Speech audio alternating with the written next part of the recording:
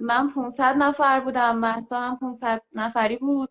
اه، یکایی با هم بودیم، دوکا با هم بودیم، کلا دوست بودیم با آره هم دیگه تا الان که پیجمون نزدیک من 400 کا هم دیگه نزدیک 400 کا شدیم، با هم دوستیم از همون اول، یعنی خیلی آره. سال هاست که همدیگه رو میشناسیم. ولی دوستی‌های مجازی انصافا حتی از دوستی‌های نزدیک هم بهتره به نظر من. حالا ما که قرار همدیگه رو ببینیم، آره مجازی اسم نمیمونیم.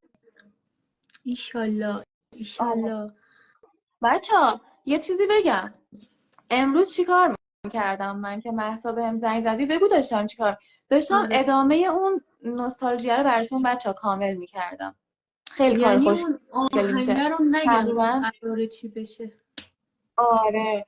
بعد اون 1 دقیقه‌شو بچه‌ها ما اونو با گوشی رکورد کرده بودیم، بعد فرستاده بودیم به آرشان واسه همون تنظیم بزنه و اینجوری.